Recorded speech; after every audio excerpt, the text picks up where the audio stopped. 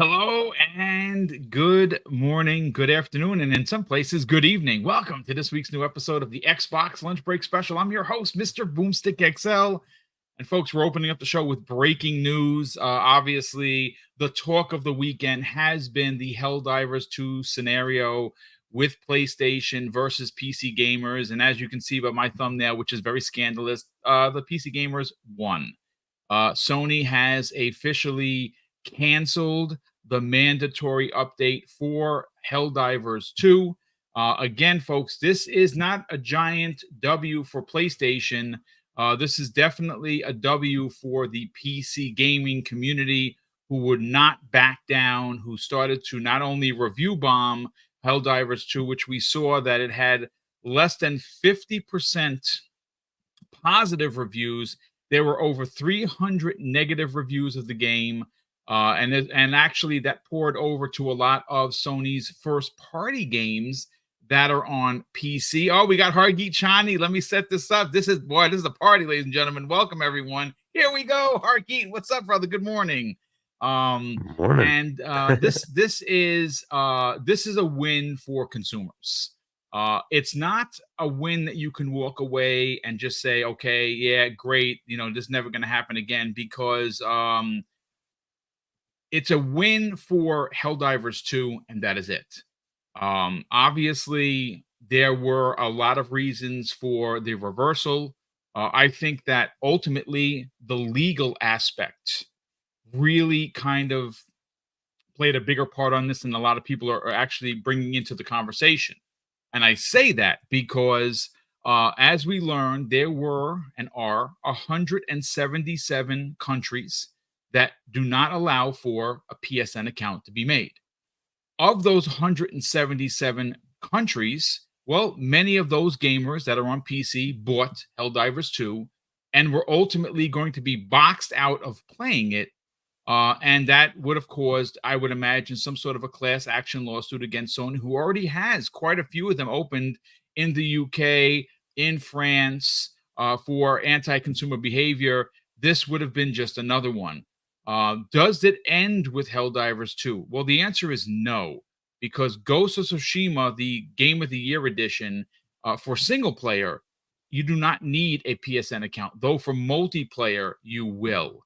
And I don't know how that's going to go over with the community, and of course the PC, who just said nay to the pushing of the envelope. But look, we have the press release. We have a lot of information that we're going to provide. A lot of big sites had some big things to say of what actually Sony meant with what they said. I have a few of those that are actually quite funny. We're going to get into those.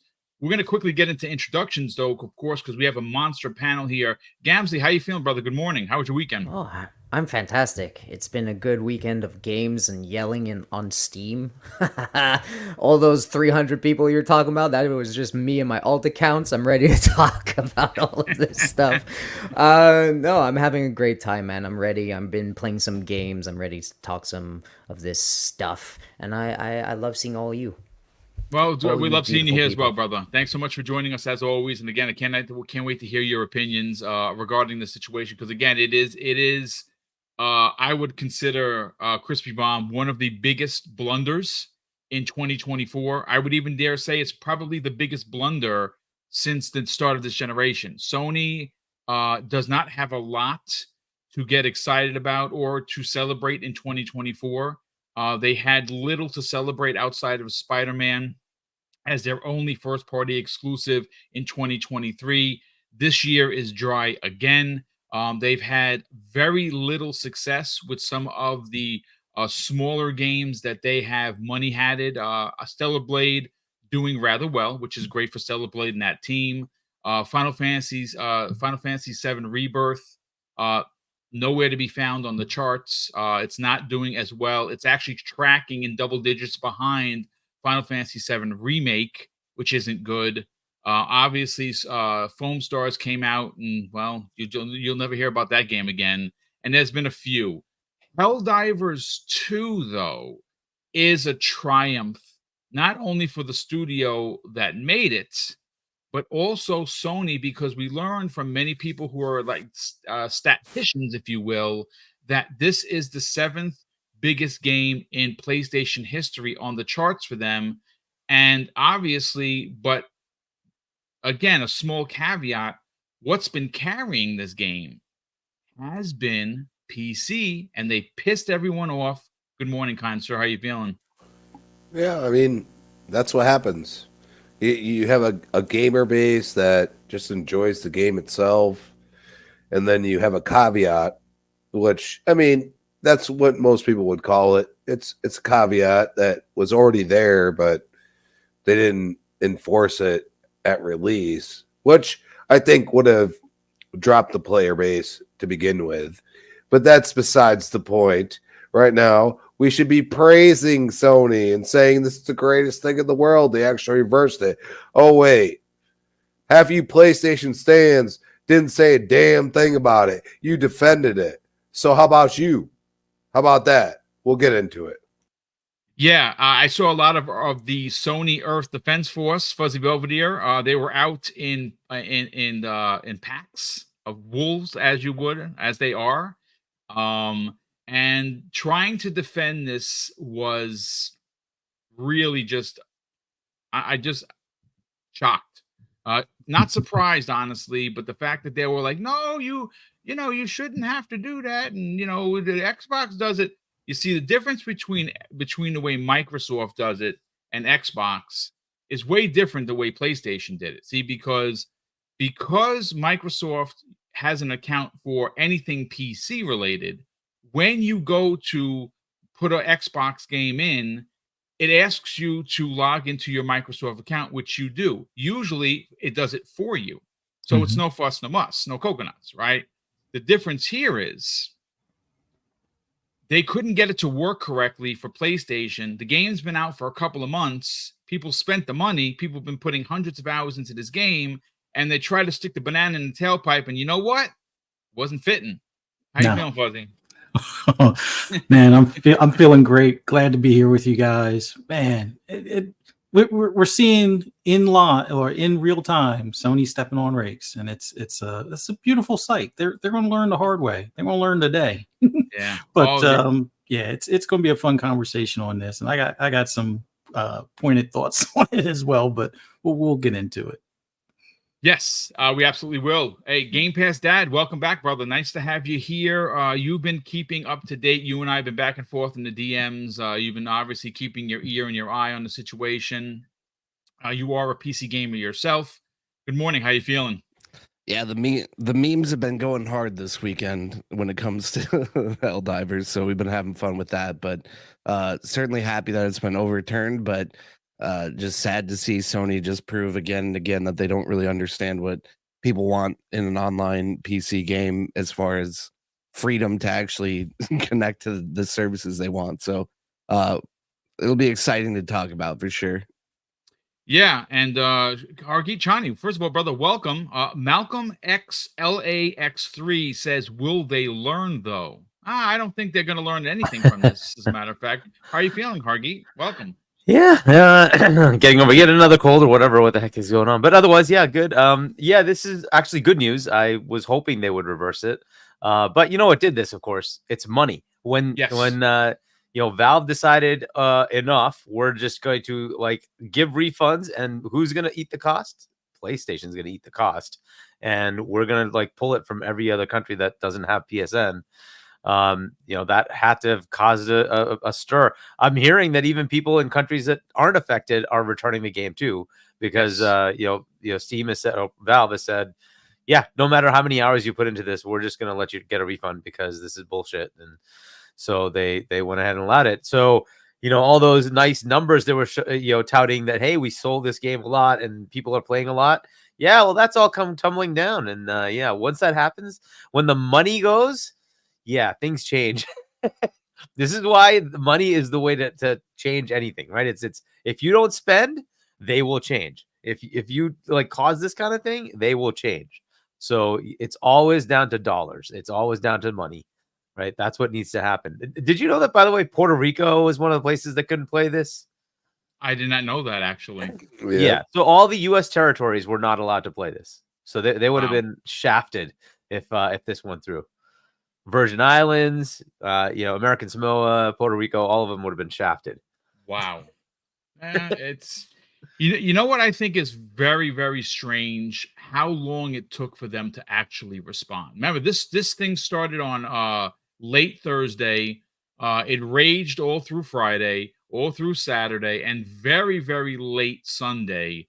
They decided to make a move on this. I didn't know about it until I woke up to 19 DMs, and I'm like, whoop, what's going on?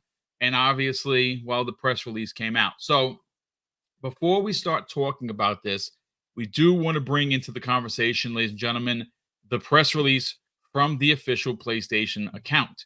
And it says this: Helldivers fans, we've heard your feedback on the Helldivers 2 account linking update. The May 6th update, which would have required Steam and PlayStation Network account linking for new players and for current players beginning May 30th, will not be moving forward. We are still learning what is best for our PC players, and your feedback has been invaluable. Oh, I'm sure it has. Thanks again for your continued support of Helldivers 2, and we'll keep you updated on future plans. This, ladies and gentlemen, does not give me confidence. I think that they had to do this because I think Hargeet is onto something here. Money is at the crux of this conversation. There is no doubt they have lost millions of dollars. They have also lost potentially well over 1 million or more players because the return on this game was fast and it was furious. People were returning it, and I think Hargeet actually confirmed it, that people that weren't affected were still returning the game. I actually saw many people on the socials taking pictures of their 100+ hour games with a return receipt from Steam. So people that played 100 hours were like, yeah, I'm just not cool with this. And look, this is the topic we're going to get into. Obviously, I had wrote a whole different show, but this is an important topic because obviously something like this happened 2 years ago with Xbox Live Gold, and it took Microsoft 8 hours to reverse it. I don't understand how it took 72+ hours to reverse this, as Sony is showing their stubbornness. And I got to tell you, don't take this as a victory lap. This is not over. It may be over for Helldivers, but it's not going to be over for the rest of PlayStation games that will be released, because they will be requiring you, starting with Ghost of Tsushima, if you want to play multiplayer, you're going to have a PSN account. Now, with this under the bridge, I don't know if people are going to accept that. I don't think people are going to be like, yeah, you know what, everything's hunky-dory, let's just keep it moving. Gamzee, let's get your hot take on this, man. I think the damage is done. I don't know how long, because some gamers have a short memory, but PC gamers, well, they're like elephants. They remember and they keep it in the brain pan for quite some time. Yeah, I mean, just off the top, thank God. You know what? I have like 85 hours in this game. I hated like 70% of that, so I'm gonna return it. Thank God. I win, baby. No, I'm kidding. This, it's weird. First off, I'm gonna start with the Steam accepting refunds was like the first thing that like started this thing. So just to put it straight, like Hargeet says, the money does talk. Your wallets count. Attacking devs and stuff doesn't. Being a dick on Twitter doesn't do that stuff. Being respectful, going on the platform, speaking your thought in droves. If you do it intellectually and smart, and also speak with your wallet, get those refunds going. That's what's speaking. So all you people attacking the devs, don't be a piece of shit. You didn't do nothing. Gonna start with that because I don't like toxic people. So I'm not giving you any freedom there. Second thing, I think what Sony should have done here was really like, with something so beloved, it should have been from the start. The messaging should have been from the start. instead of stepping on the rake first. Like if they would have just came out here, had the option to link an account at first if you wanted like trophy support and all that stuff, kind of disguise it behind that lens, and having an optional thing on the back end to really work with the overlay and stuff, I think people would have been more accepting in first and not buy the game at all. So that's something they could have done to really avoid this mess of a thing. Like you can't just, give people option to buy something, say nothing of your plans, they buy it, they spend 6 million hours on it, and then threaten to take away all that progress and all that hard work in countries that can't do that thing. It should always be an optional thing, in my opinion. I don't know how you do that, but clearly they want the data. Clearly they want the option of like controlling the narrative and controlling that game as much as they can because they know that it's valuable. But they just went about it in a dumb, stupid way, in my opinion. Sorry for my language. This is a weird thing. I don't have a horse in the race. Again, I'm gonna leave it to you guys to talk most.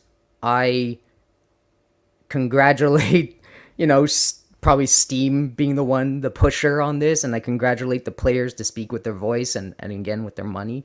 Congratulations, Steam players, and congratulations, PC players. You've won this battle, but like Boom said on the top, keep pushing. More games are coming. Ghost of Tsushima's next, and whatever the hell, whatever else is coming out there. Probably God of War Ragnarok is going to tell you to sign in for trophy stuff, so keep an eye on that, and keep working, guys. Keep working, because it worked.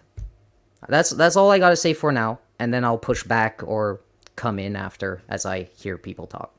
Yeah, absolutely. Chris Brown, let's bring you in on the conversation. Obviously, the people spoke with their wallet, but I think Gamsley's onto something here. I think the refunding from Steam is what pushed Sony over the ledge. I don't think they would have done this if Steam would not have offered, refunds to anyone that bought the game. And you think about it, they're taking a loss too. People bought the game through Steam, and yes, Steam gets a chunk of it. Sony gets a bigger chunk of it because they own the IP. They don't own the studio. But again, this is why it took 72 plus hours is beyond me. I think the damage is done, but we're going to cover that on whether or not this permanently does damage. I'm sorry, Boom. Yes, sir. I'm sorry, Boom. And all of the people, by the way, those toxic people, those same toxic people I'm talking about, you know who you are on Twitter, that defended it. Even now, as we speak, they go back on their plans, and you guys are flip-flopping backwards. Yeah. I know who you are. Don't run away from that. You guys are a piece of work. I would evaluate your whole idea. But yeah, continue. No, absolutely. Sorry, Boom. I just wanted to call those guys out because that's some call bullshit. out who you got to call out. That's what the show is for. Crispy, let's get your hot take on this. I mean, let's be honest here. The gaming genre itself has its own subsidized influence, and one of those things is what are you doing for me lately, at least in my eyes. And for those countries that got thrown to the curb real quick, and then all of a sudden have been brought back, but not necessarily brought back, because they still have canceled being able to buy the game, Yes. to my knowledge, as of now. So my problem is that you have to have gamers speak up, because you did something that you shouldn't have done. You went back on what you did when you released the game. You allowed people to purchase the said game in countries that do not support PlayStation Network. Okay? And then you go and say, well, we're going to figure it out. Because I've watched all of this unfold in my eyes. You're welcome to go on my Twitter at Crispy Bomb and look at it. I have retweeted or said something about said things. And It's ridiculous. It's unnecessary. Okay. And the one thing I'll say is everybody says, oh, they're taking the L first. No, they're not. Xbox did this a long time ago. And we always say Sony, you're supposed to know because Xbox already did this. All right. I mean, I'm the type of person like when June hits and we get Gears 6 and then it comes out, you ain't gonna have this problem. If you want to play on PC, you want to play on Xbox, that's up to you. Okay, but they're going to be very pointed, just like they were with Sea of Thieves. Everybody's like bringing up Sea of Thieves, Microsoft account. Well, you pre-ordered it and you had that in front of your face. Excuse me. All right, like we're talking about things that have been purchased that could possibly be taken away. How does that make sense? And that's why Steam said, nah, bro, we're good with that. All right, we'll give the refund, and if we have to sue you, we will if you're not going to reimburse us. But that's on them, right? Steam is the developed ecosystem that people purchased said product on, and PlayStation said you have to change everything that you do and join this said ecosystem and put your private data on said ecosystem that has been hacked 5+ times in the past 10 years. There you go. Why in God's name would somebody that's not a part of the PlayStation ecosystem do such a thing? Because they probably have a Microsoft Windows account, which links directly to your Xbox account. So all of that said information has already been there for years. Xbox is just asking you to do that for said game that you play, but they do that up front. How does PlayStation not understand that if you do it up front, it might be beneficial down the road rather than doing the latter and saying, okay, you all purchased this game 177 countries. Guess what? You need a PSN account and they don't know that they don't even provide that in said countries? That makes zero sense whatsoever. And I think people need to stand on their leg. Look, I don't play on PC. I play on Xbox. When I saw that, I said, enough. What are you doing? And for once in my life, I felt like, hey, people are actually thinking with common sense. Like, this isn't right, okay? Regardless, if Xbox did this to you, I would say the same damn thing. And I think that's where the people on this podcast, the people in this chat, stand on that hill because it ain't right. I mean, great points all around as usual. You're absolutely right. If it would have been up front, and that's the thing we learned. And again, a shout out. Why can't I remember the name of the studio that made the game? Fuzzy, help me out.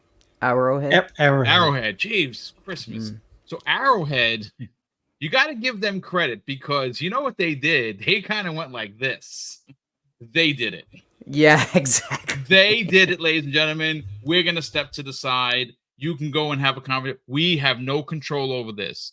And what we did learn through discourse between them and the community is that this was set to drop the day the game became available, but they couldn't get it to work right.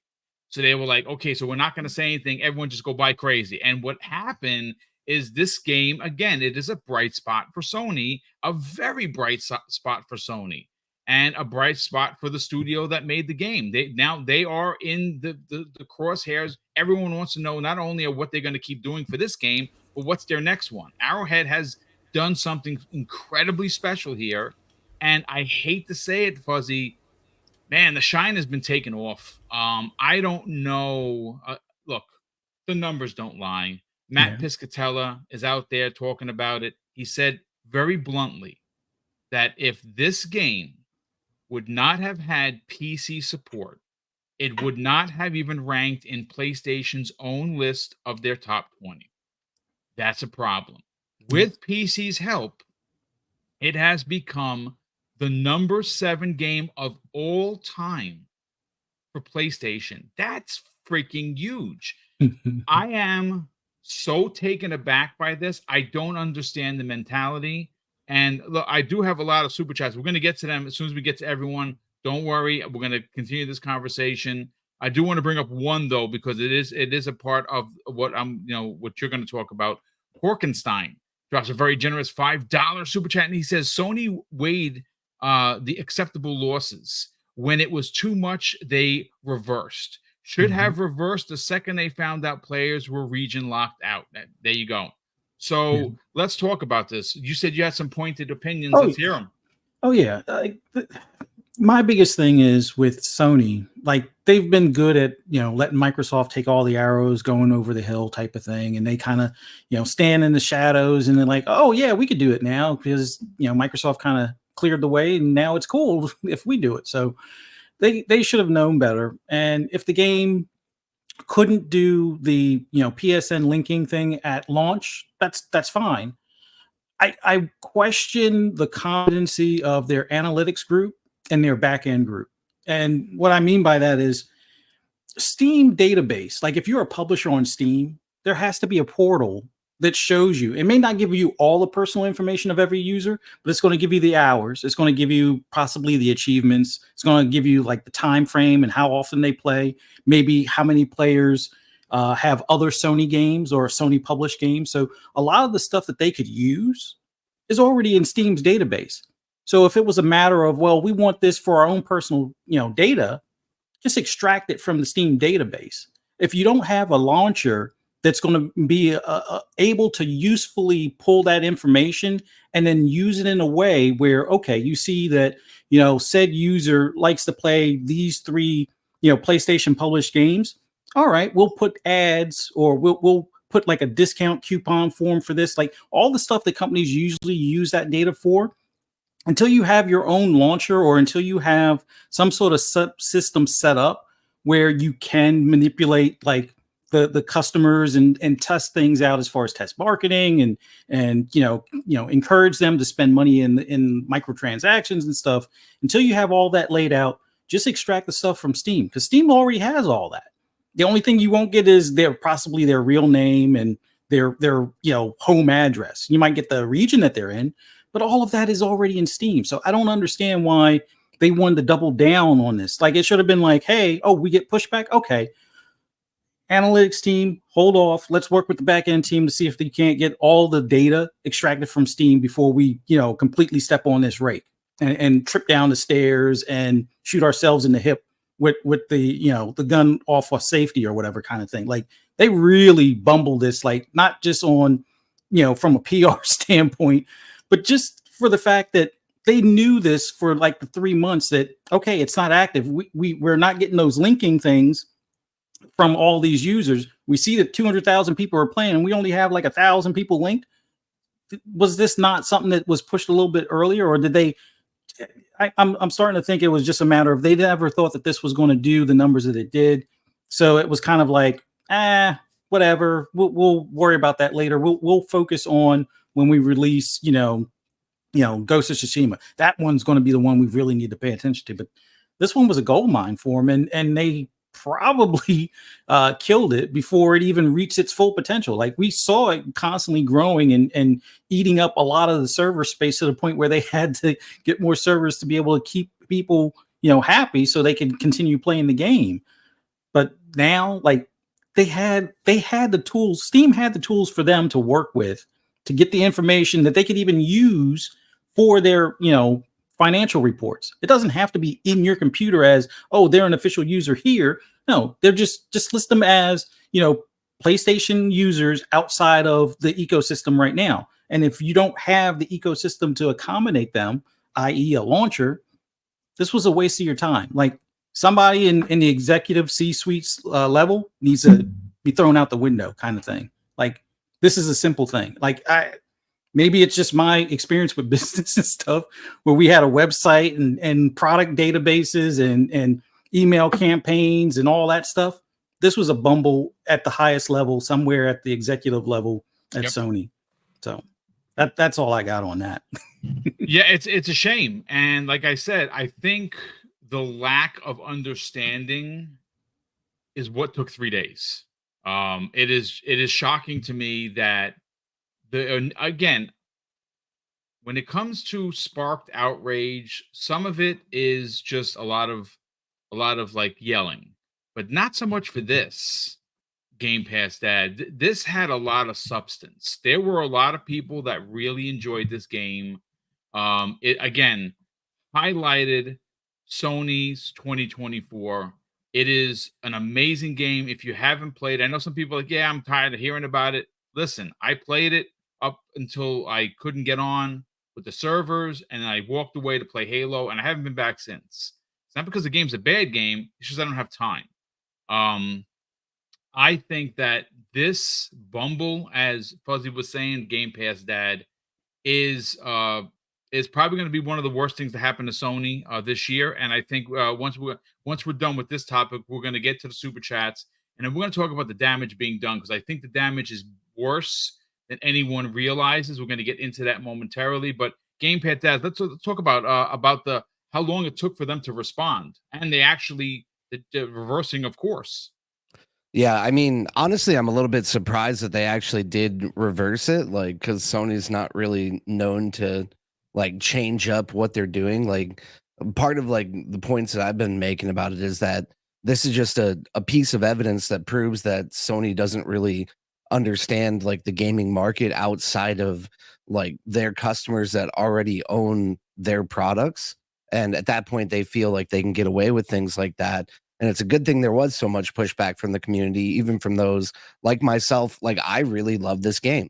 I did not at any point realize that it was gonna I tried to read everything, and I feel like I might have seen it, but I didn't realize it was going to be required. I was just like, oh, Helldivers is popping off. It looks like a great game.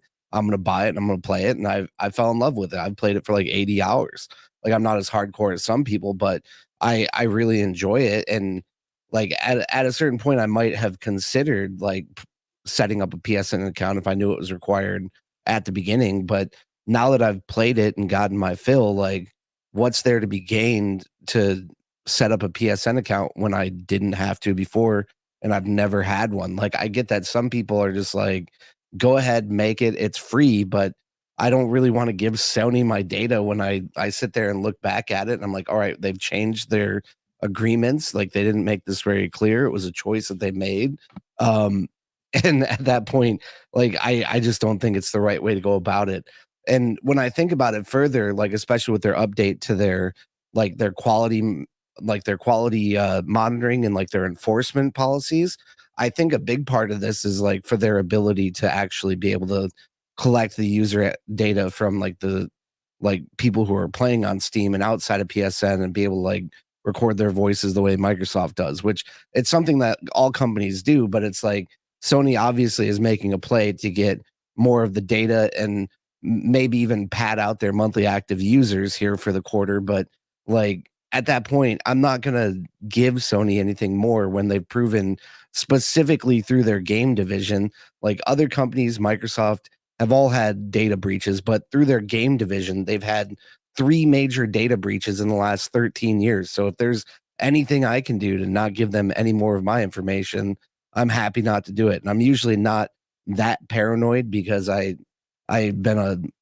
put myself out to the public in general. So it's like, I try and keep my personal life private, more or less. But it's like, a lot of companies have our data, and that's just something that we live with. But it's like, we don't have to like buckle over and give into it. And I don't necessarily think that Steam was returning games in the millions, but I do feel like if Sony didn't make a change, like, Steam was looking like they were more than willing to take a look at it in a case by case basis. And at some point it could have gotten there. I feel like it definitely went on a bit too long, but it seemed like it went for about as long as it was going to, because the PC community proved that it wasn't going to give up. We looks like we might have a new a new cape design based on the negative Steam reviews as well. I don't know if you guys saw some of those memes with the bad reviews falling out of the drop ships, but obviously, like, Steam gamers showed that they were upset, like PC gamers, like, And I don't understand why like Sony thought that this was going to go over well. Like they just thought that everyone was just going to accept the fact, which like when people try and make the argument that, oh well, Microsoft, you have to make an account, but most of the time PC gamers are playing that game on a Microsoft device already. Like they already have the utility of a Microsoft account. Yes. Where I even looked back at Spider-Man to be like, before I spoke more on it, like I made a poll and like it was only a 3-hour poll and it got like 3,000 views and like 200 votes or something like that. And most of those people were like, I wouldn't refund this if this is going to continue, which I wasn't at the point where I was going to request a refund. But until I see where this goes, my review is still negative on Steam. And it was something I wanted to at least make my voice heard about, and like not sit there and just be like, all right, I guess I'm just not going to play anymore. Like we had the option to do so and gamers are doing so in mass. So yeah, it's good to see that Sony is at least listening, but it's very apparent that instead of, I don't know, it's kind of hard to say like how quickly a company should just turn around and be like, this is a bad idea, because we all know they test the waters. I don't think this was a testing the waters at all. I think they were going to just try and slip it under the rug, just be like, hey, sign up for PlayStation. There's no added benefit. But like if you go to a game like Spider-Man on Steam, that's the only other Sony game I've bought. It never required me to sign into a PSN account, which it's also not a multiplayer game, but still it's like I didn't have to do it for that game. Why do we have to do it all of a sudden for Helldivers, which the only thing is like the online. So we'll see with Ghost of Tsushima, but at least in Spider-Man, if you sign up for a PSN account, you get a bunch of awards and you get cosmetics, and it tells you that you get extra stuff. And one of the big blunders is that instead of just offering it as an option for like free stuff, they're just like, no, you guys are going to have to do this and you're going to have to live with it, which that is like, Or else. yeah, that's like the worst thing to tell a PC player, is that you have to do something, because like PC players like literally play on PC, a good portion of them, because they want to be able to do, like they want to be able to play their games how they want to play their games and have like the longest length of access to it. So I just feel this really shows that Sony doesn't really understand those customers, and probably is a bit of a hint as to why they've had trouble launching like a solid games as a service here. And hopefully they learn from it. Hopefully they shift from their profit reaping ways that they've been doing this last like 5 to 7 years, and start doing things that are positive for their gamers more, because I feel like that's the only way they're going to recover from this. I think it shows bigger problems within their business. I absolutely agree. Hargeet, let's bring you in on a conversation. You know, Game Pass Dad mentioned security. Didn't we have a massive Insomniac leak that gave us their plans for the next decade? Did that happen this year? It kind of feels like it did. Yeah, I think it was this year. Yeah. So I mean, the truth of the matter is that Game Pass Dad is right. Who wants to give Sony any information, especially on PC? It did seem like they tried to do the banana in the tailpipe. It didn't work. I don't know how many Steam players returned their game. I said 1 million. It could be more. It could be less. But 1 million of anything is a major loss, especially when this was one of those big W's, so to speak, for Sony, who didn't have a lot of them this year. Let's talk about it. Yeah, so like as I was saying, basically it's when money is hit that these things change, right? So some companies are more I guess in tune with what their player base is going to say. There is a lot of engagement with the Xbox side where the community does drive things. So they do take feedback, right?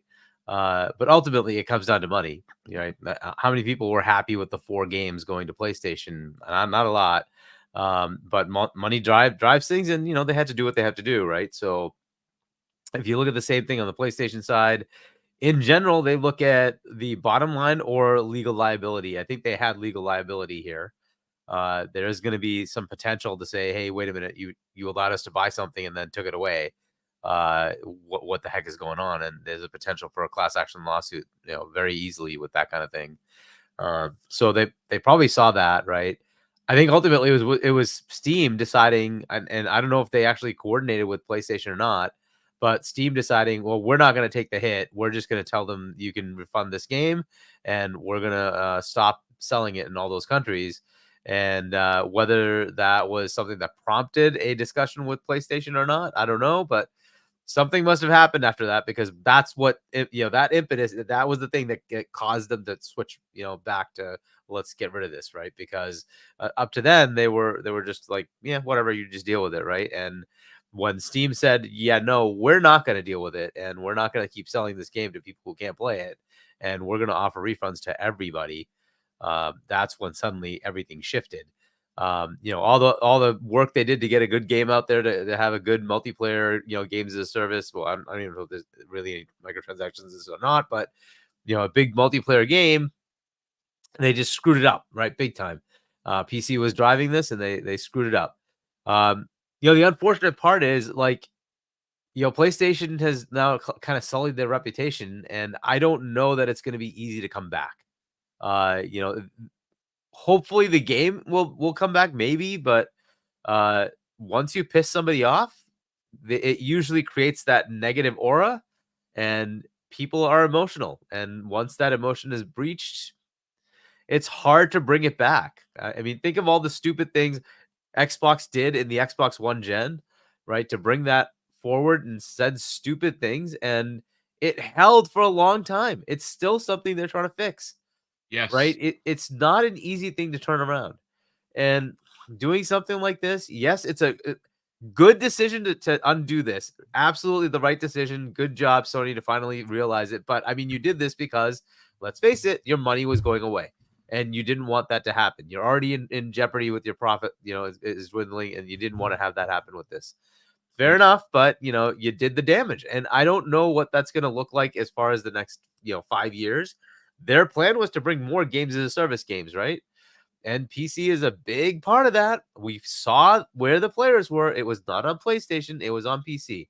And if this is the pattern you're going to have, we'll see what this does. The damage is there. How extensive the damage is, I don't know. Maybe the player base says, hey, they listened. This is good. We should be thankful and continue.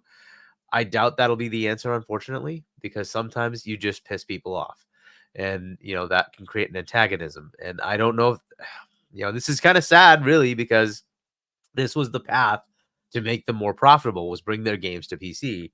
I hope it doesn't sour that, and it's something they kind of need. So from a PlayStation business perspective, this is kind of a major stupid move. We'll see how this goes. I don't know if it's terrible, but it's gonna have a hit. It's gonna have a hit, and we'll see how much of a hit as we see the next quarter or two of their financial reports. We'll also see the numbers. I'm sure somebody's tallying how many people refunded this game, and like you were saying, Boom, it might be 1 million. It might be that much. Especially when you're looking at 177 countries that said, well, okay, take the game back then, because I'm not going to pay for something I can't play, right? So, if a big chunk of the player base was out there, yeah, that's a big hit. I want to commend them for doing the right thing and listening and doing the right thing here. But we all know it's because of money. It always is. It's because of money. Most companies revolve around money. And for those who don't think that capitalism works, here's capitalism working. It's working. Take the money away. Guess what happens? The company bends, right? It's all about money. It's always about money. So, keep yelling on Twitter. That doesn't matter. What does matter is take the money away, and then suddenly things change, right? So this is how you get things done. If you want to change something, take away the money. Stop buying, stop paying, right? Yep, And suddenly absolutely. things flip, right? So because they need to placate their shareholders, they need to pay their people. That's just the way it is, right? If you take away the money, they're going to change. So very few companies that'll take that and say, no, we're going to stand on our ground. Yeah, good luck with that. They're going to stand on money. So this is totally the way it should have been, is you refund the game and say, well, if you don't want me, fine, I'm gone, see ya. And then watch everything twist and turn, and we changed our mind, we're sorry. Yeah, that's exactly what happens. So it's the same problem with what was it was Horizon Forbidden West, where they were going to charge the extra $10. So like, you said this over here though. Why did you decide to change that? Class action lawsuit, anyone? So then suddenly they had to change that because you guys said it. You said it was going to be free.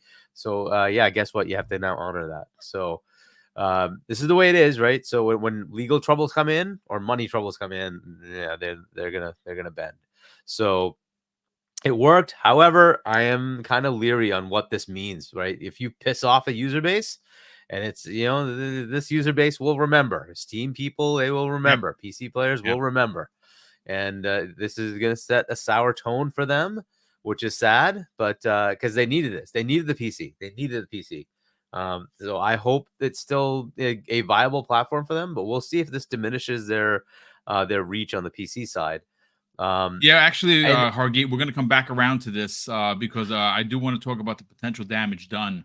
I hope they make it clear, right? Just say clearly we are in the future going to do this, right? They need to really come out and say that, right? We will not do this going in the future, or we will do this going in the future. Yeah, they got to be clear. That's how you solidify this, right? To say we are never going to do this again. We're sorry, we won't do it again. Okay, then fine, right? Some people might be able to say, okay, fine, I get it.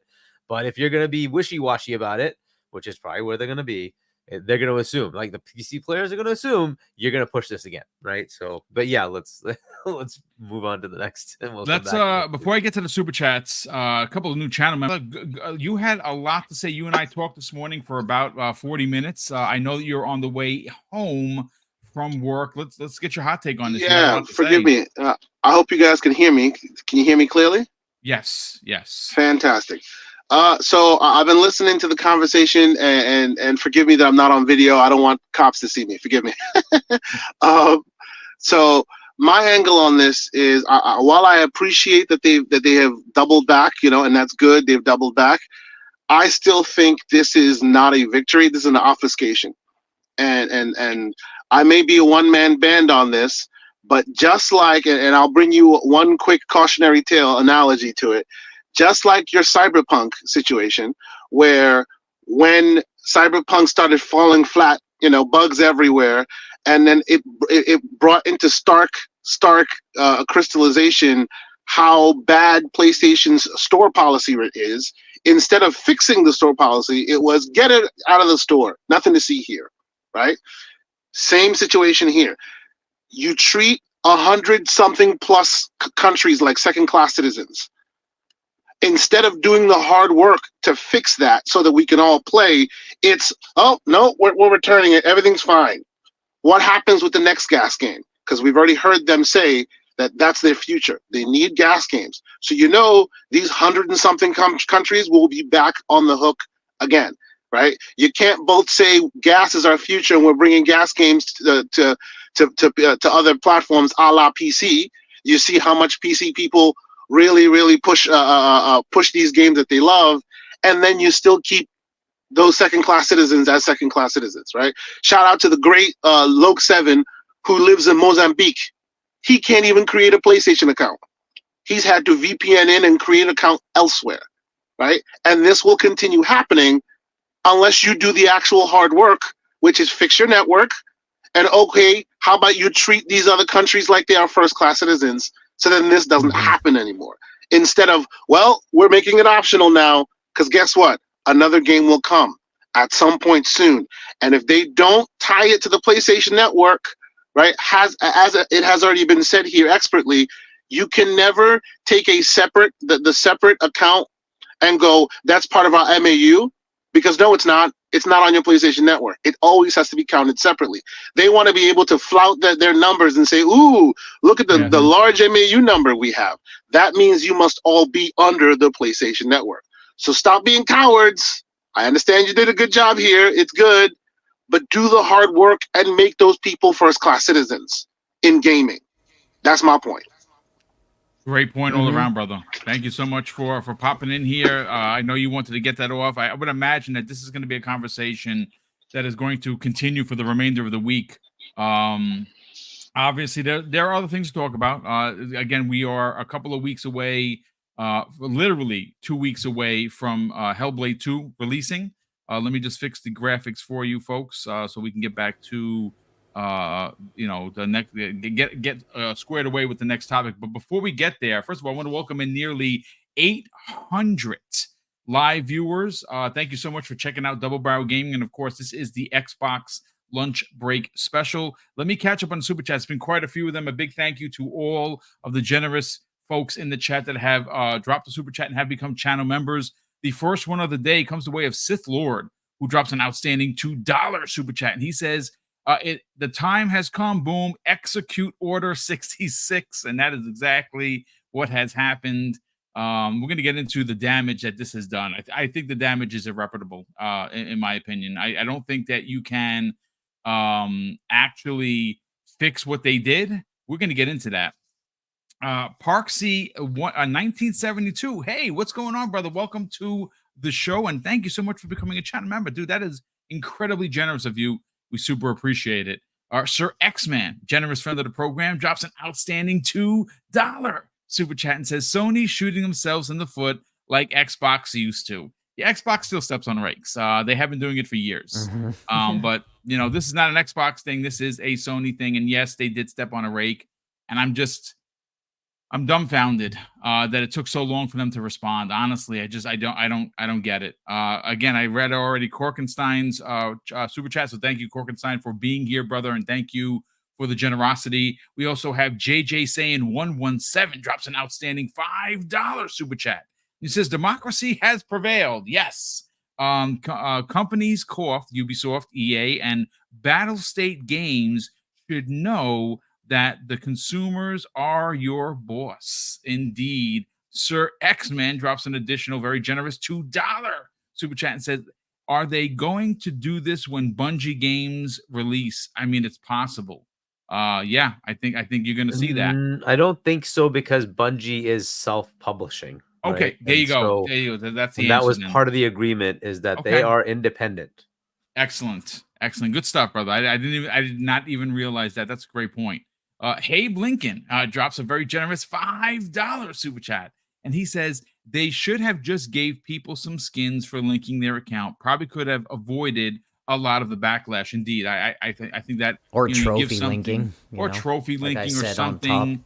Again, they could have done it in a sneaky way, but they just kind of like, no, we're the boss, we're doing it, and well, they're not the boss.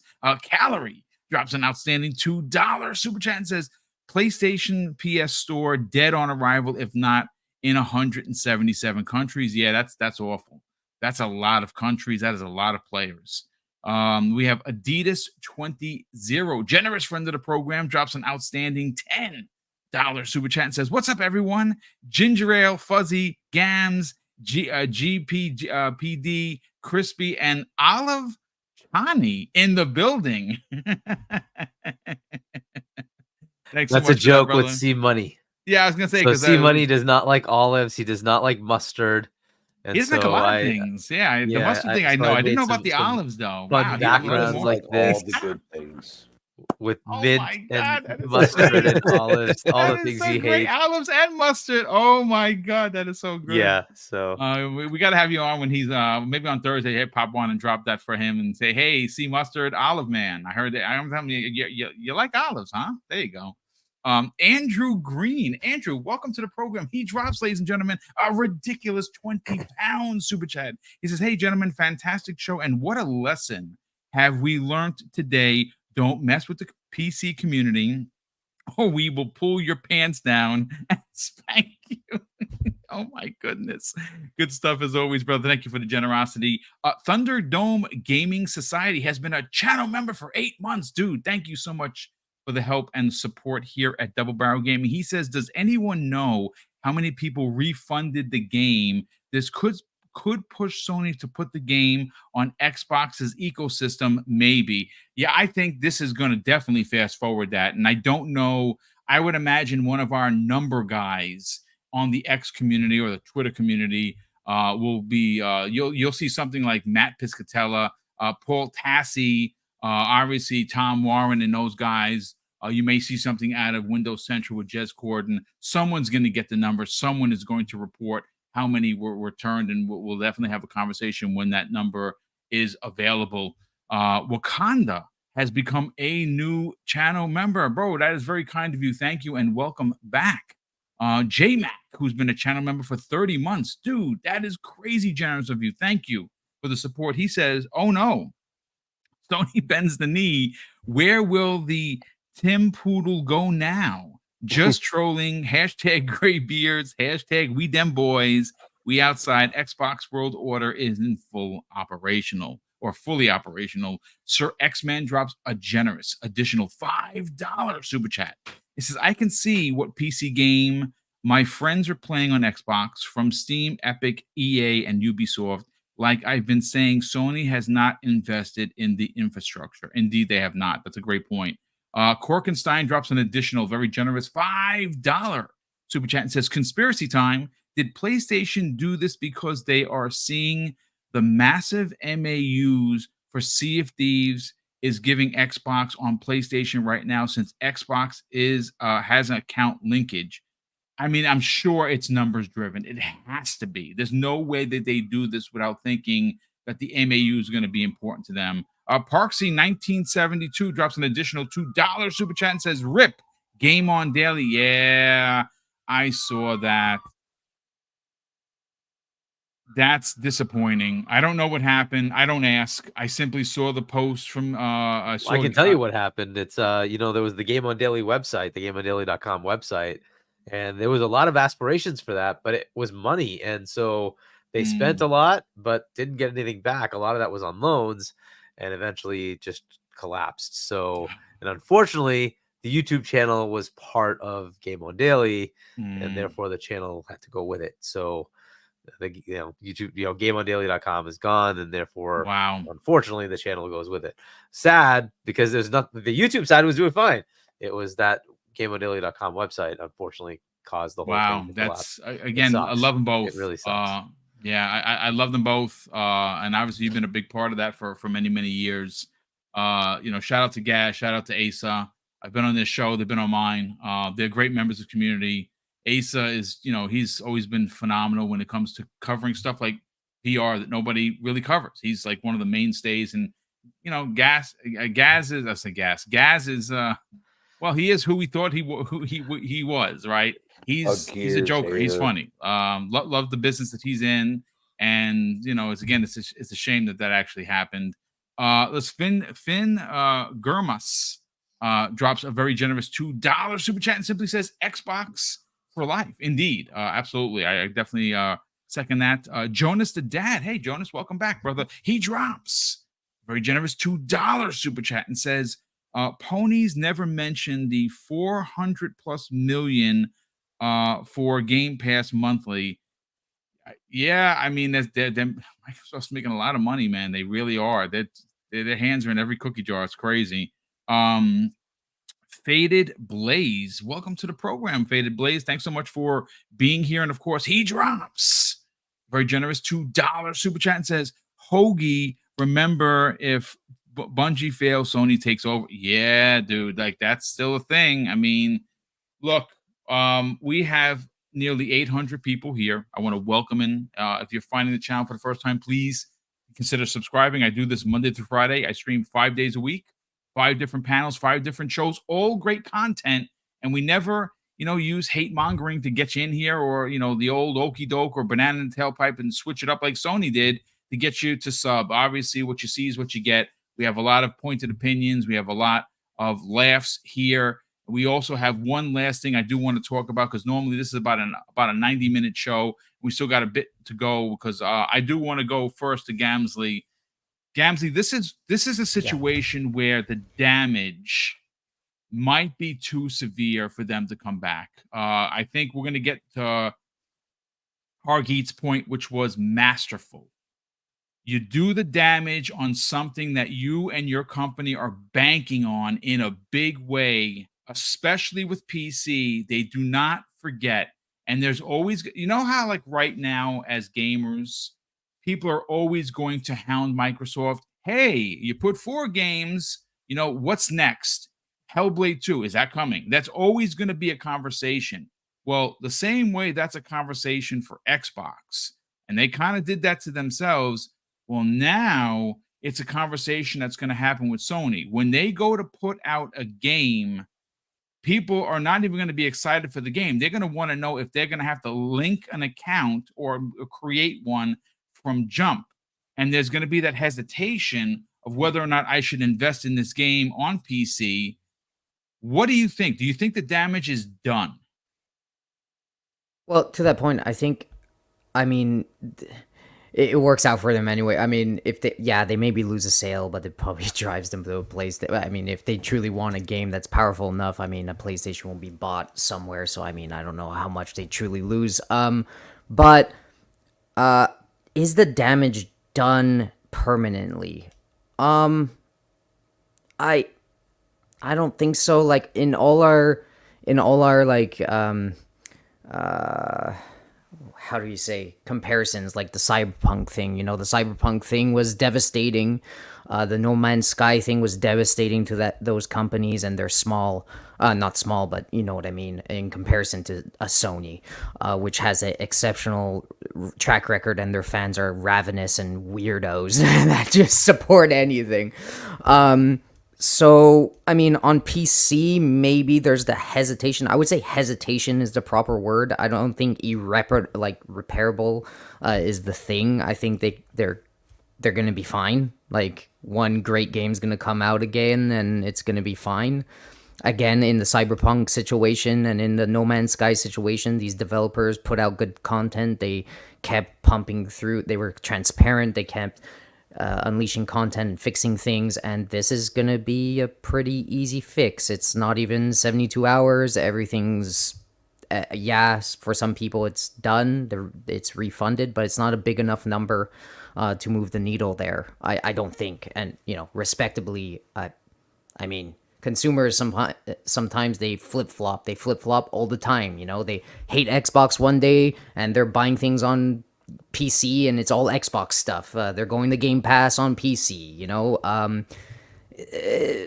It's maybe hurt them a little bit with this specific title, but no, I don't think so as a total, as a studio and as a platform. I don't think this hurts them in the long run. Little stumble. Sorry if that's controversial, but I think it's a little stumble that's not big enough to really, move anything forward. But Keosante, what we should be talking about is that guy is so smart, because I think if we stand on our ground and actually care about, all this stuff and put our money and our opinions out there in a big way, it's telling Sony, yo, like, stand on your ground. If you want this to be a bigger thing than it is right now, the only way it's going to blow up is if you stand your ground and you be like, yeah, I'm not buying this game. I'm not rebuying this game. I'm not telling my friends to buy this game.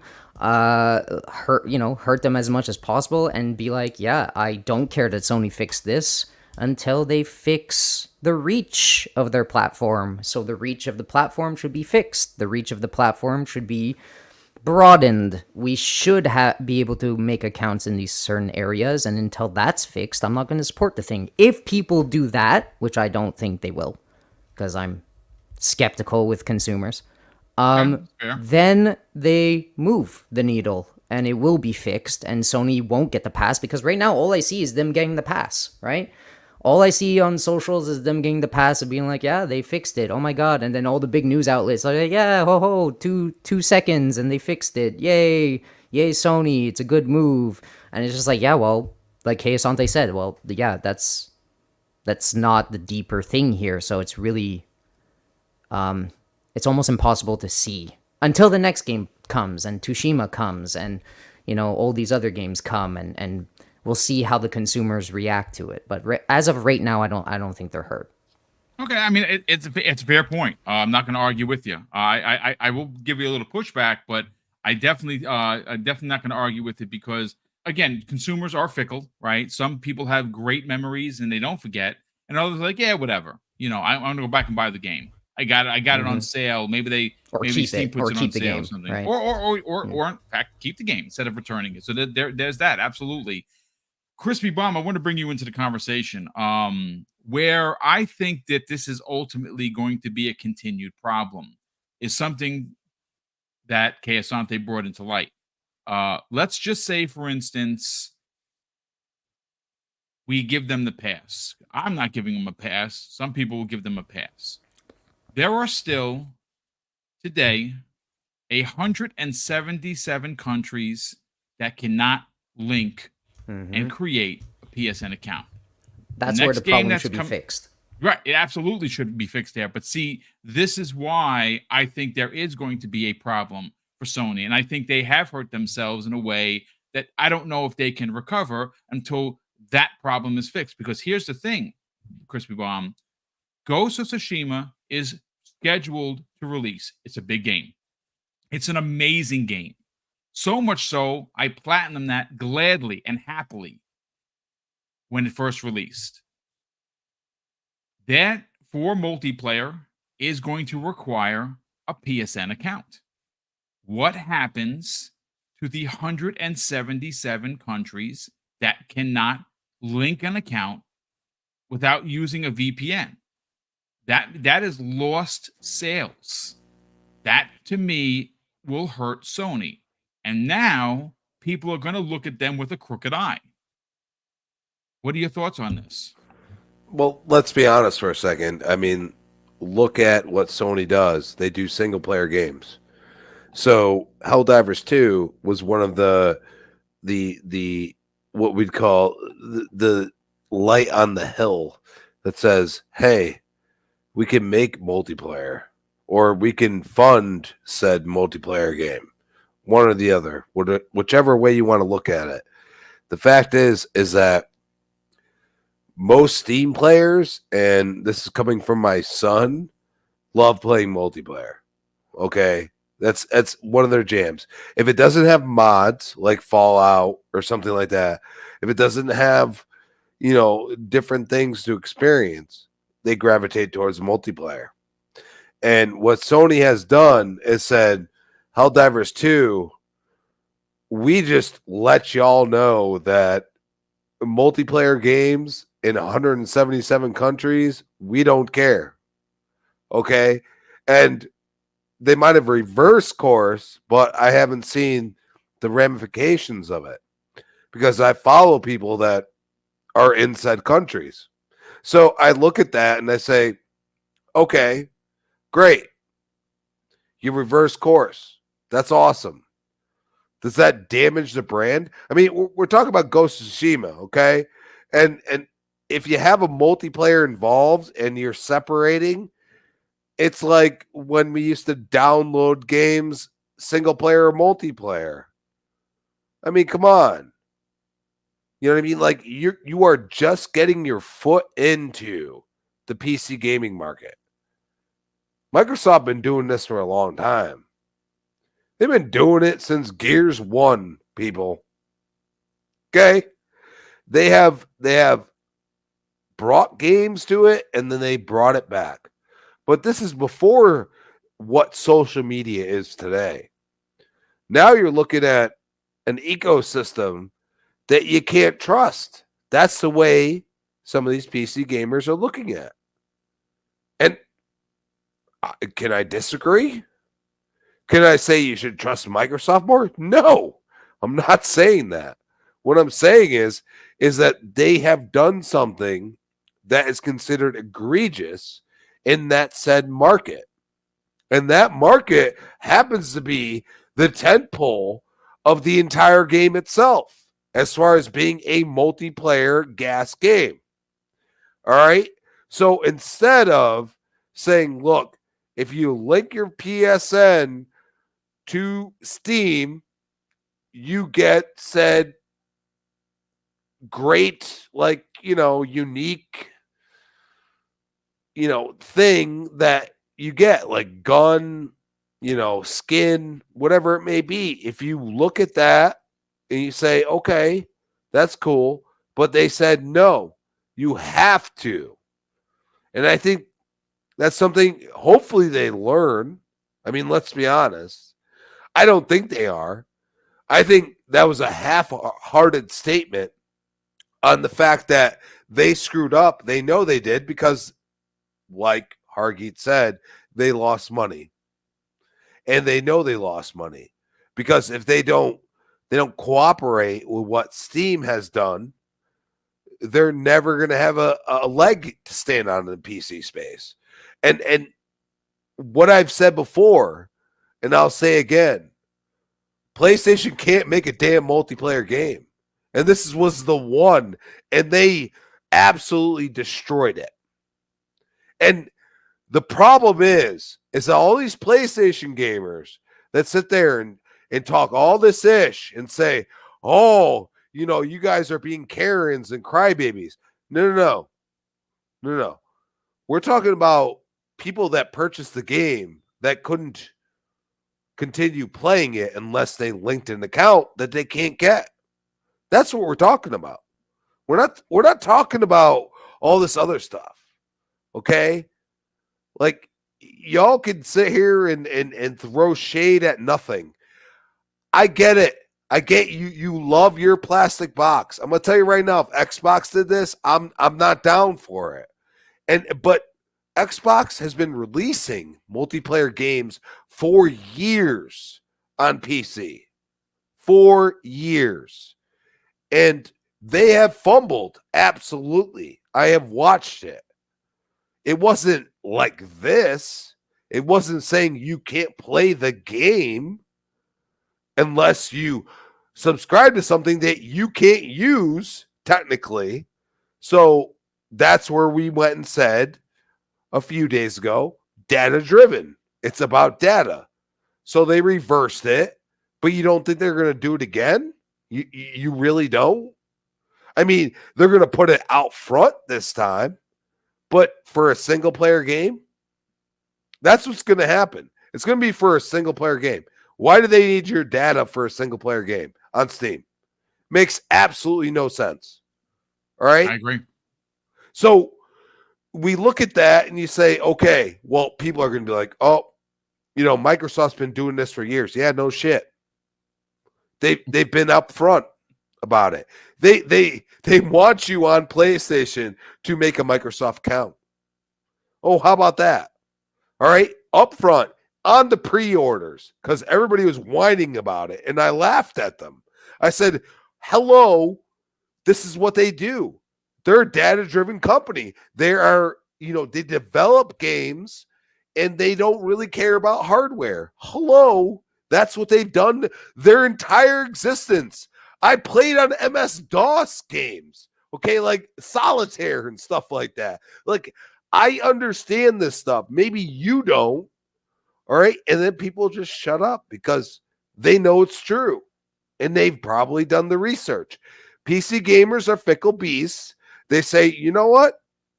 I can't be down for this because you've never done this before. And on top of that, they're like, PlayStation, you haven't been in our ecosystem for years, so how dare they be mad about what they're trying to do? I mean, PlayStation needs to look at it and actually correct themselves and say, you know what? Let's provide an incentive to become a part of PSN. Because I'm going to tell you right now, after 5 hacks, why the hell would I want to be a part of PSN? And I'm on Xbox. Why the heck would a PC gamer want to be a part of that as well? And that's the way I look at it. I mean, it's a great take. Great point. Obviously, I mean, I've said it for years. PSN is being held together by bubblegum and toothpicks. And it's just they haven't changed anything for the better.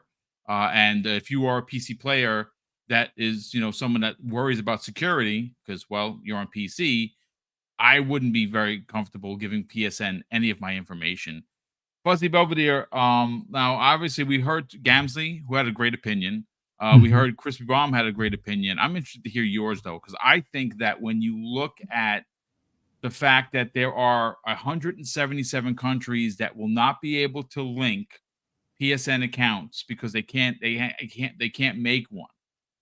What does that ultimately say for the sales of Ghost of Tsushima and other games moving forward that are going to require people to make these accounts? And where we're going to start getting into the kind of the muddy waters here is if Sony turns around and says, hey, those 177 countries, don't worry about it. You don't got to link you don't have to make an account because you can't make one.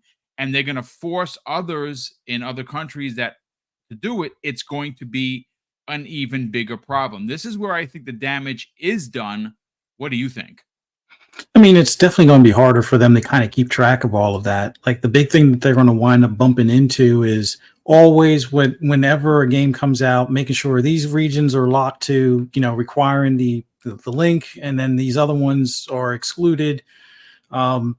It's a definite gray area that I don't think they're going to want to deal with. But as far as for Helldivers, I think it will take a little bit of a hit after probably 3 to 6 months, especially if they start giving away more skins or add more modes that are more fun or something like that.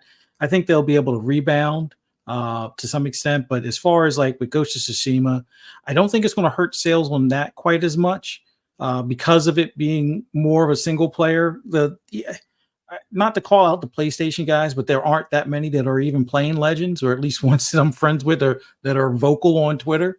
A lot of them didn't bother with Legends, so I don't really see it being something that will have a lot of people gravitating to as much as like with Helldivers in comparison. So the sales on Ghost of Tsushima, I don't think will take the hit. But when we start talking about like future, gas games like, Fair Game or Concord, I think that's where they better have something in the tuck as far as how to have those countries either taken care of to be able to create accounts, or have a better, implementation as far as the linking of accounts, or just having it where, you purchase it on Steam, you link it to PSN, but it's just basically creating a placeholder account through Steam or whatever, and go from there. And you'll just be listed as like, Steam customer 1,275 or something along those lines kind of deal. But it's going to be a rougher road, and hopefully within the next couple of releases they get it all figured out. But I think Ghost of Tsushima will be fine. I think a lot of their single players that might have a multiplayer aspect to it or a co-op aspect to it will be fine. Like Returnal has co-op, and I don't really hear too many people buzzing about that anymore. Yeah, it's a couple of years old now, but even with them adding things like co-op to a game later, which Spider-Man 2 would be a perfect game to add co-op to later type of deal. But we'll see if that's even on the table or something. But it just feels like Sony's going to learn the hard way, one way or another. They're going to try this with Fair Game.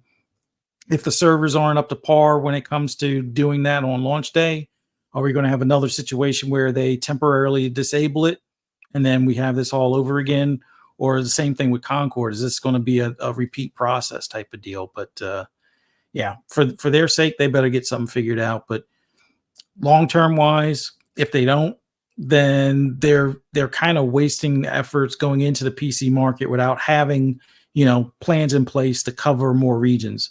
While some of those regions may not be the biggest regions as far as customer base, why turn away $1 at that point? I mean, yeah, it costs money to get all these systems in place, but if you're going to get the systems in place for all the other regions, the additional cost should be negligible to the point where it's worthwhile having those extra users that you could potentially sell more games to. So we'll see. Hey, great points all around. Game Pass Dad, let's get your take on this. Is the damage done? Can they recover from this? I mean, Sony definitely shot themselves in the foot with this one. I don't feel like any of this was necessary. I don't really understand what they thought the reaction of this was going to be when they just said, hey, we're going to go ahead and make this a requirement now. Like it obviously was a not very well thought through move on their point. And definitely, I think at worst, they chose to do this, and the reaction from the community highlighted how much distaste like they had for it. And I think it highlights some of the ways that Sony likes to make decisions about their games that maybe even some of their most loyal fans don't really pay attention to. But the more often they do things like that, like this, the more often gamers will have a chance to question whether or not PlayStation is really the best place to be. As far as Helldivers is concerned, I feel that it could have been a lot worse.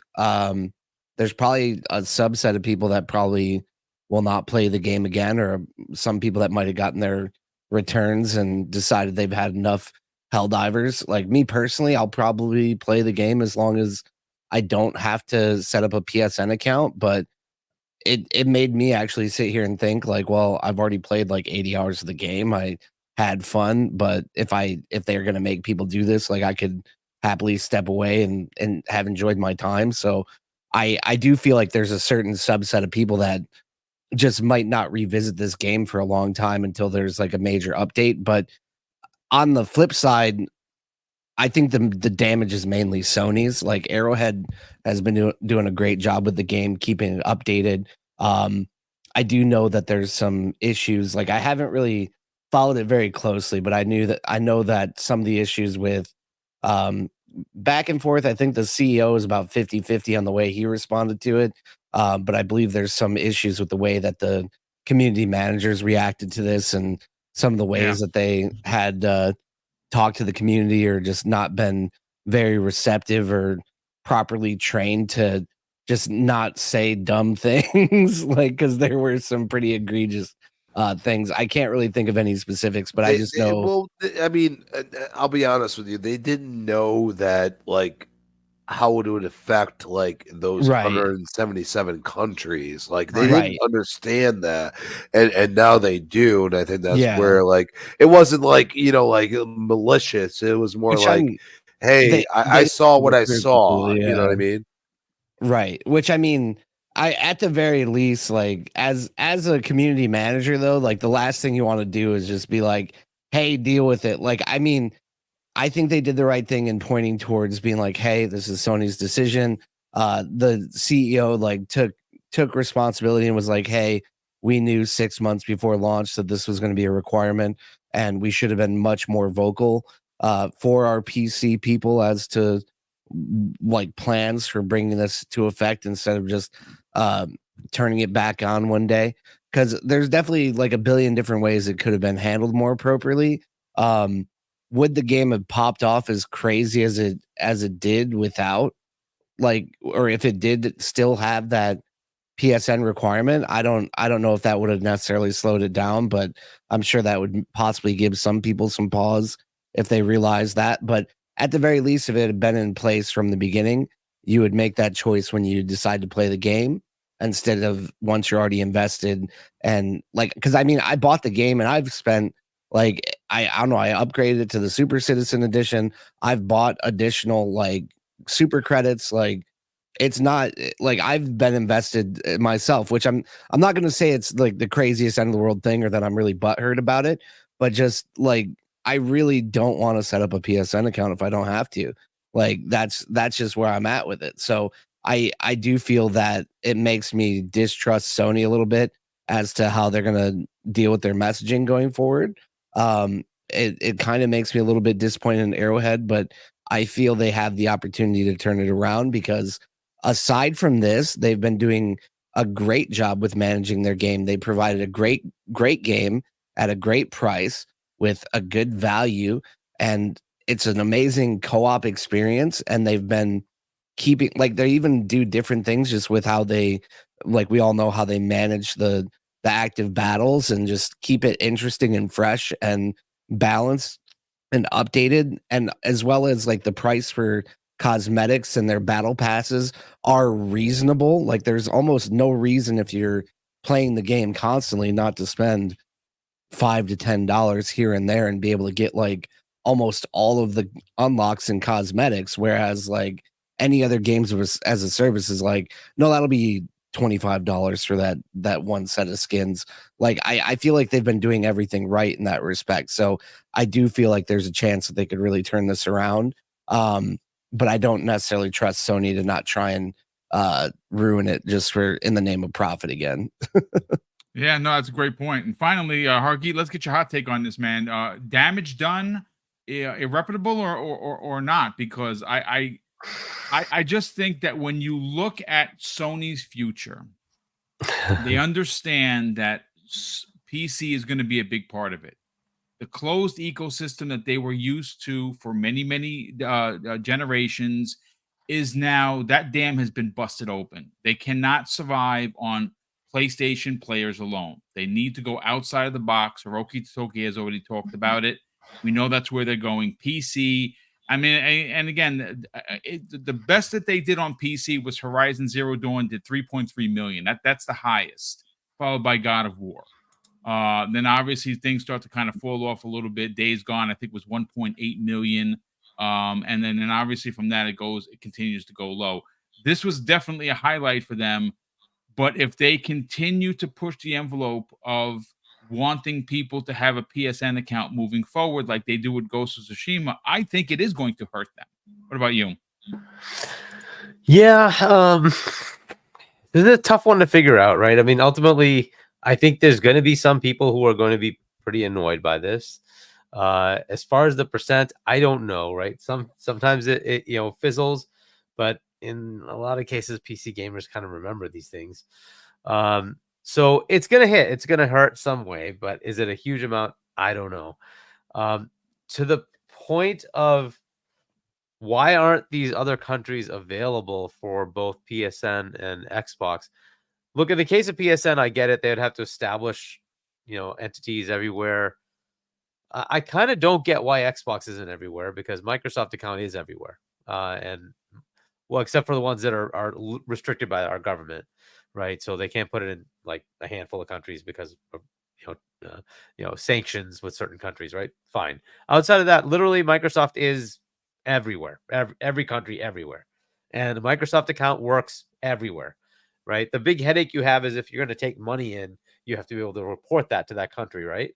But Microsoft already has all that, so there's zero reason Microsoft shouldn't be able to say Xbox, you can have an Xbox account everywhere, right? So I'm actually going to push on Microsoft here and say, why haven't you already done this, right? So you do have that requirement in some of your games to have a Microsoft account and have an Xbox account for the game itself, right? Yeah. Now people use workarounds and say, okay, I'm in this other region, and it works, right? To be fair, it also kind of works with PSN. The headache you run into is if you need to buy something, you're kind of stuck because of the credit card issues, right? You can't be in a credit card in a country over here, but the credit card address is not for the region you selected, so you can't buy stuff, right? You'd have to go outside the norm. You'd have to go buy a gift card or something like that, and then add those points to your equivalent service, and then buy stuff that way. But I don't see a reason why we shouldn't push both of these companies to just say, why aren't you in all these countries? You purport to be this massive thing of gaming everywhere. Well, but you're locked down to a handful of countries. Why? What is the point of that? Kudos to Steam. They're not. They're everywhere, right? They allow you to buy it everywhere, right? Why can Steam pull it off? Why can Valve pull it off, but not Microsoft? I don't get that one, right? So I think we should, as a community, we should now point out, hey, Microsoft, hey, time to step it up. You say any device, anywhere, any gamer, but you're not really servicing all the gamers. You're in 50 countries or something like that. I'm just gonna push that back to them and say that's baloney. You need to go fix that.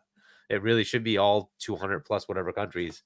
You need to be everywhere. If you really want to have that statement, then back it up. Be everywhere. So Phil, back it up. Be everywhere. That better be something you start looking at. You better be in all the countries. And there's zero issue here. You're already everywhere. Microsoft account is everywhere. And an Xbox account is a Microsoft account. So you already have the infrastructure. You already have all the setup. There's zero reason for you to not do this. So you should be looking into this. This better be one of your goals for the next couple of years is, yes, Xbox account is fully accessible in all countries. That seems like a stupid thing to not just do since you have the ability. You're Microsoft. So go do it, right? It's a big competitive advantage if you can say, unlike Sony, we literally are available everywhere, like your competitor Valve is. The smaller company, they can somehow manage it, but you can't. So I think that's something we should push back on. As far as the damage to Sony, it's done. There is damage. There's no way around it. There's damage. There's absolutely damage.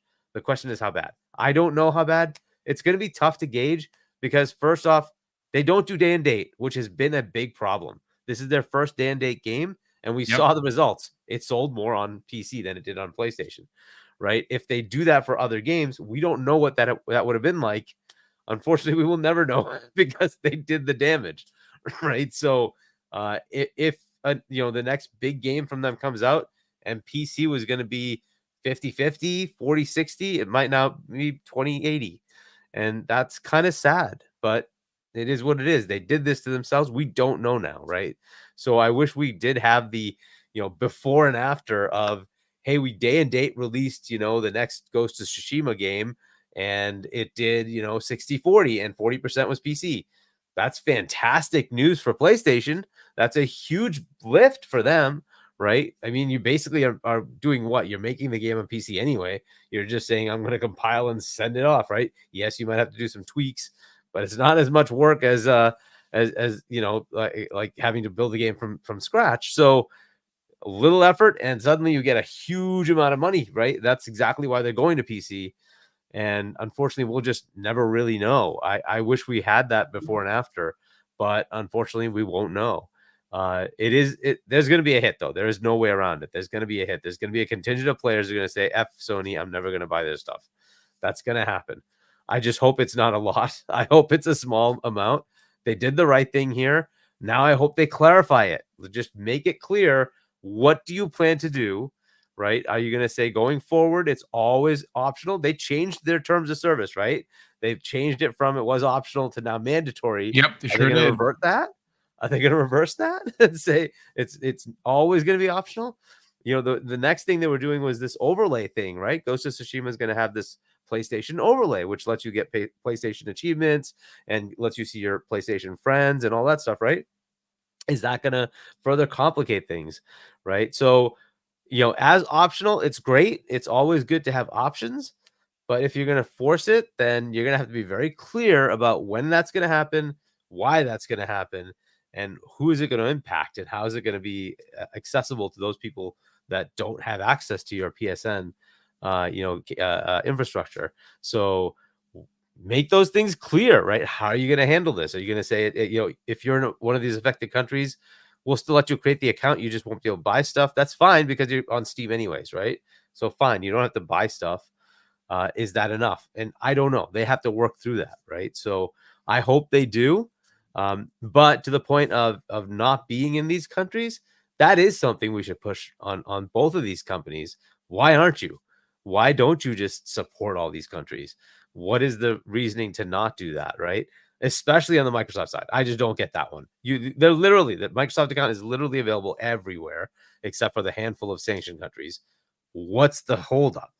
Just go ahead and do it. There's just latch on. It's literally the Microsoft account. When you buy stuff, you're using your Microsoft account.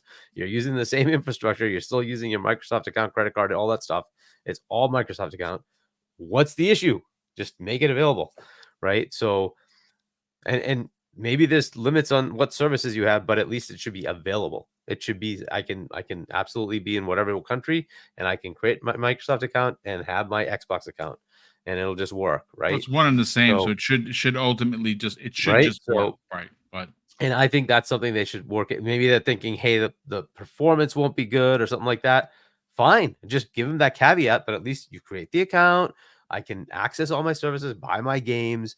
And if you're playing online, you can give a little caveat that it might be performance limited for you because you're in a remote region. Okay, fine, right? But at least officially you can buy whatever you need to. You can have the Xbox account, no issues, right? I think that's something they should do. So on the Microsoft side, I'm really going to push on that side. Like, this just makes no sense. Why the heck is Xbox locked to 50 countries or whatever it is? It should be open to all countries. That's just stupid. Make it available everywhere. I think PlayStation's actually in like 70 plus countries. Still pretty limited comparison to all the countries out there. And if Valve can pull it off, I can't see why you can sit here and tell me these much bigger companies can't pull it off. That's baloney. They both should do it. Absolutely. Great point all around. Everyone had completely knocked it out of the park. Thank you so much for the hot take. And I agree with you. I think that Microsoft needs to be in other countries as well. I also agree with, I think that damage is done. How much damage? Well, we're going to see what happens the next time a first party game is released on PC that's going to require you to have a PSN account. We'll see if the PlayStation fans on PC respond or they don't. Let's get everyone out of here. Gamsley, we'll start first with you, brother. Sell your brand, kind sir. Where could people check out your YouTube channel? And obviously, you are working with Deadly Headley and Asa on your weekly podcast as well. Talk about that and where they can subscribe there. And more importantly, follow you on social media. Hell yeah. Thanks for having me on again, as usual. I'm sorry, I have like a mouthful of M&Ms right now. So this is terrible. You caught me at a worst time possible. Yeah, catch me every Thursday to talk about everything Xbox in the Gaming Arcadia YouTube channel on the Xbox Series podcast every Thursday at 3 p.m.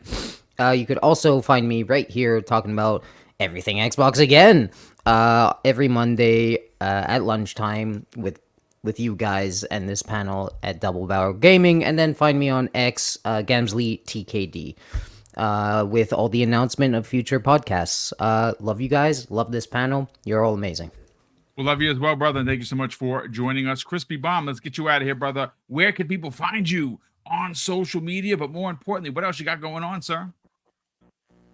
At Chris Baum on Twitter, Chris Baum 28 Xbox Live. And you usually can find me on Breakfast with Boom, 10 a.m. Fridays, but that won't be till next week. So Gotcha. Got work to do, but you may never know where I'll show up next week as well. So we'll see you then. Thanks, brother. Appreciate you being here. Fuzzy Belvedere, brother, let's sell your brand. Where can people subscribe to the best place for anything and everything in the racing genre? And more importantly, where do you work on other podcasts where they can check that out and hear your incredible thoughts and theories, as well as reach out to you on social media?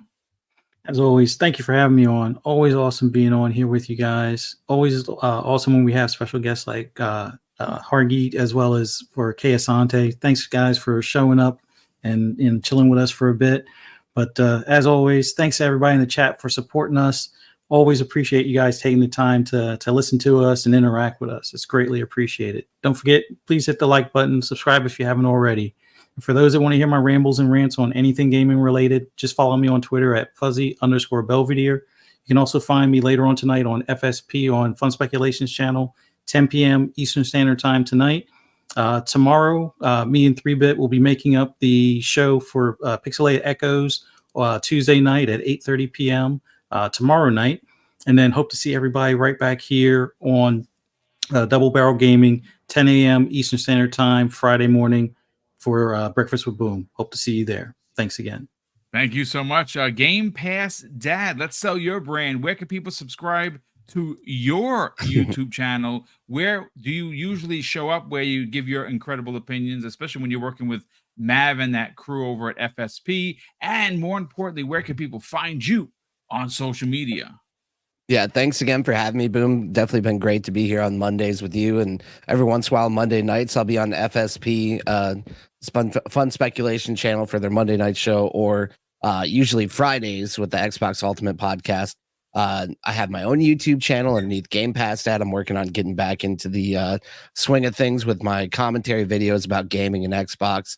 So if you like my opinions, make sure to find the Game Pass Dad YouTube channel.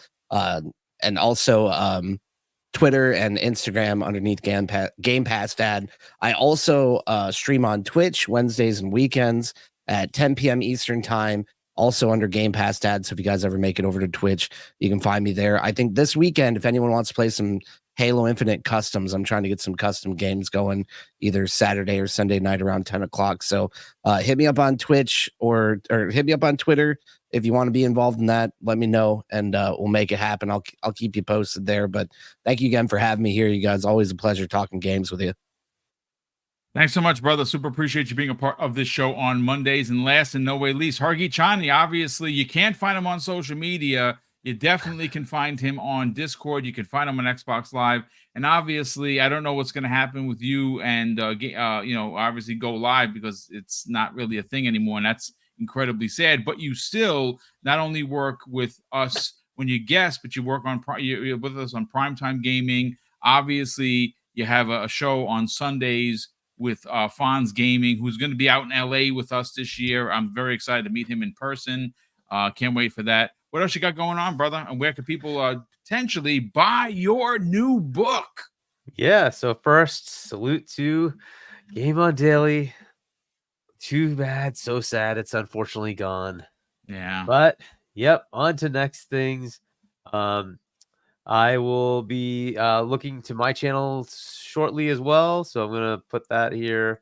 Yep. Let's see. Hopefully, here we go. And I don't know why it's not showing everything, but there you go.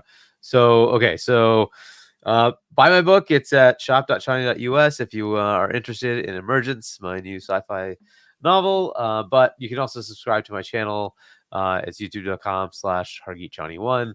I will start putting stuff up there at some point soon. I'm just working out what I'm going to use for my various toolings. So once I figure that out, I'll get going.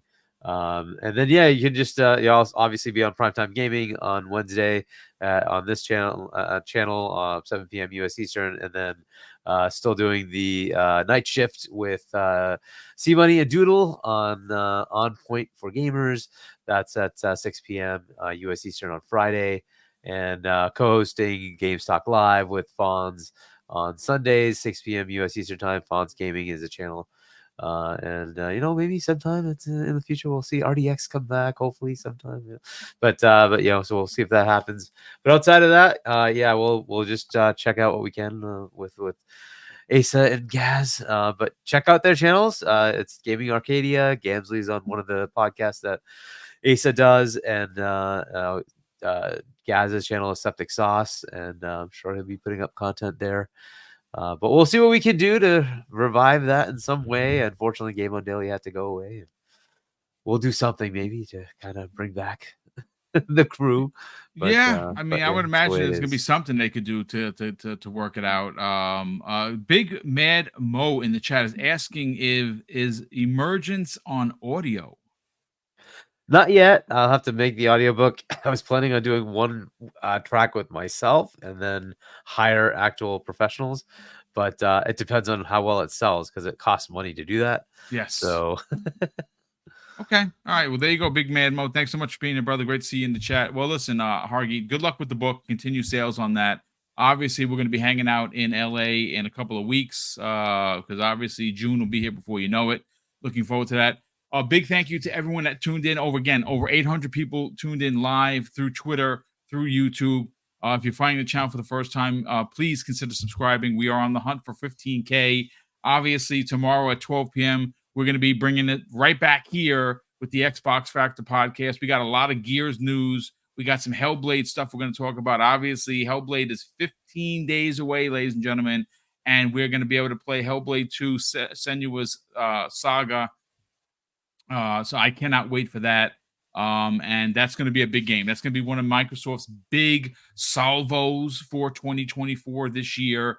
And it's really going to start off just one banger after another. You got the showcase, and obviously we have a bunch of games coming out by the end of the year. Indiana Jones, Avowed, Call of Duty is going to be an Xbox Game Pass. We're supposed to get a whole bunch of big reveals, maybe even the Gears collection, which is rumored. Again, tune in tomorrow, 12 p.m. Eastern Standard Time for the new episode of the Xbox Factor podcast. A big thank you to all of the new channel members, the channel members who have continued to support Double Barrel Gaming, and a big thank you to all the super chats that came in today. We are incredibly humbled by your generosity, and of course, we're going to keep reinvesting into the channel and doing the big giveaways, and we have 4 monster giveaways that we have for the remainder of the year. And obviously, we're going to still keep mailing out the coins. We're going to do a coin giveaway, 1 show per week, 5 winners. And obviously, if you're outside of the U.S., we're going to try and honor that. As long as it's not the shipping isn't egregious, we're going to honor that as well. It's not going to be the same show. It's going to be different shows. We'll be giving away 5 more coins this week. I have a bunch of Hellblade coins that will be going out for winners once that game is released at the end of the month. And of course, I'm going to close out the show with something that's incredibly important to me. Hopefully one day it'll be important to you. And that's something that my dad taught us when we were kids. And he would say, Craig, treat others how you want to be treated. And also, it doesn't cost anything to be nice. You live by those rules, son. I can guarantee you're going to have an awesome day. So take care, everyone. We'll see you next week on the newest episode of the Xbox Lunch Break Special.